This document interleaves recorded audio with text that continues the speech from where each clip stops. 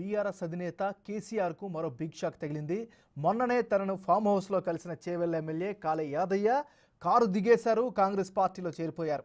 ముఖ్యమంత్రి రేవంత్ రెడ్డి ఆధ్వర్యంలో కాంగ్రెస్ కండువా కప్పుకున్నారు కాళే యాదయ్య. ఇదే అంశానికి సంబంధించి మరింత తాజా సమాచారాన్ని అందించేందుకు మా డిప్యూటీ బ్యూరో చీఫ్ సాదిక్ లైవ్లో సిద్ధంగా ఉన్నారు. సాదిక్, చెప్పండి, బీఆర్ఎస్కి సమావేశాలకు హాజరవుతున్నారు, కేసీఆర్తో మాట్లాడుతున్నారు, అదే సమయంలో 1-2 రోజుల్లోనే కాంగ్రెస్ పార్టీలో చేరుతున్నారు. దీన్ని ఎట్లా అర్థం చేసుకోవాలి? మీ దగ్గర ఉన్న అప్డేట్స్ ఏంటి? ఎంఎన్ఆర్ ప్రధానంగా బీఆర్ఎస్ పార్టీలో ఎమ్మెల్యేలు అందరూ కూడా కాంగ్రెస్ పార్టీ వైపు ర్యాలీ అవుతున్నారు, కాంగ్రెస్ పార్టీలో చేరుతున్నారు. బీఆర్ఎస్ పార్టీ నాయకత్వం మీద పూర్తి స్థాయిలో వారికి విశ్వాసం కోల్పోవడంతో ఇక కాంగ్రెస్ పార్టీ వైపు బీఆర్ఎస్ ఎమ్మెల్యేలు వస్తున్నటువంటి పరిస్థితి కనబడుతుంది. తాజాగా చేవెళ్ల ఎమ్మెల్యే కాళే యాదవ్ కూడా కాంగ్రెస్ పార్టీలో చేరడం జరిగింది. ఈ మేరకు ముఖ్యమంత్రి రేవంత్ రెడ్డి, దీపాదాస్ మున్సి సమక్షంలో ఢిల్లీలో ఆయన కాంగ్రెస్ పార్టీలో చేరడం అన్నది రాజకీయంగా ప్రాధాన్యత సంతరించుకుంది. దీంతో మొత్తం 6 బీఆర్ఎస్ ఎమ్మెల్యేలు కాంగ్రెస్ పార్టీలో చేరిన సందర్భం మనకు కనబడుతుంది.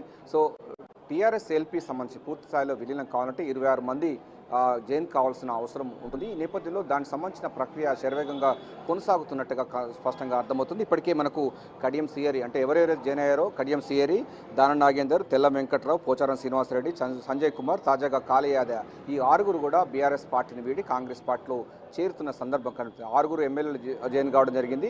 మొత్తం బీఆర్ఎస్ ఎల్పీ కాంగ్రెస్ పార్టీలో విలీనం కావాలంటే 26 మంది ఎమ్మెల్యేలు జైన్ కావాల్సిన అవసరం ఉంటుంది. ఇప్పటికే 6 జైన్ కావడం జరిగింది. మరో 20 మంది కూడా రావడానికి సిద్ధంగా ఉన్నాయని కూడా సంకేతాలు వస్తున్నాయి. ముఖ్యమంత్రి యొక్క రాజకీయ చతురతతోని పూర్తి స్థాయిలో కాంగ్రెస్ పార్టీలో వాళ్ళు చేరేందుకు సిద్ధమవుతున్నారు. హైదరాబాదు చుట్టుపక్కల ఉన్నటువంటి ఎమ్మెల్యేలు కూడా ఇప్పటికే కాంగ్రెస్ పార్టీలో టచ్లో ఉన్నారని కూడా స్పష్టం చేస్తున్నారు. మరోవైపు పార్టీ అధిష్టానం కూడా పార్టీ సంస్థాగతంగా మరింత బలపడాలంటే డెఫినెట్గా చేరికలు పెద్ద ఎత్తులో చేయాలని కూడా పార్టీ హైకమాండ్ కూడా సూచించిన నేపథ్యంలో ముఖ్యమంత్రి రేవంత్ రెడ్డి పూర్తి స్థాయిలో పరిపాలన, మరోవైపు పార్టీ ప్రతిష్ట అంటే దాన్ని పూర్తి స్థాయిలో కూడా స్ట్రెంత్ చేసే విధంగా ఈ యొక్క చేరికలు జరుగుతున్నట్టుగా స్పష్టంగా అర్థమవుతుంది. ప్రజా పరిపాలన, ఇందిరమ్మ రాజ్యం, 6 గ్యారంటీ స్కీమ్స్ పూర్తి స్థాయిలో ప్రజలకు అమలవుతున్నాయి.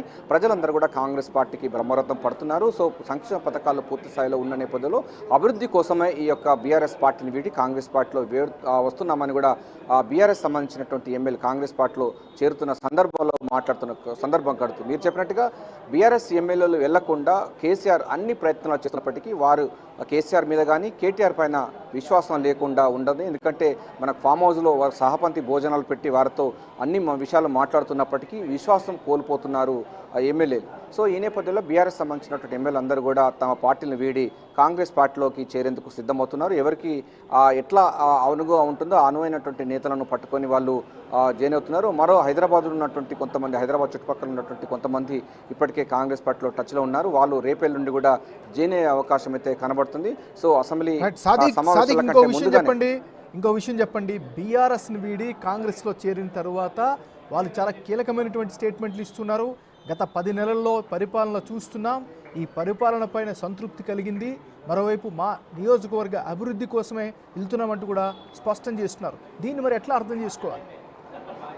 ఎంఎన్ఆర్ ప్రధానంగా అంటే ఏ పార్టీలైనా రాజకీయ నాయకులు, ఎమ్మెల్యేలు తమ యొక్క నియోజకవర్గ అభివృద్ధి కోసం వాళ్ళు పాటుపడతారు. ఎందుకంటే ఎగ్జిస్ట్ కావాలంటే డెఫినెట్గా అభివృద్ధి అనేది ప్రజలు చూపించాలి.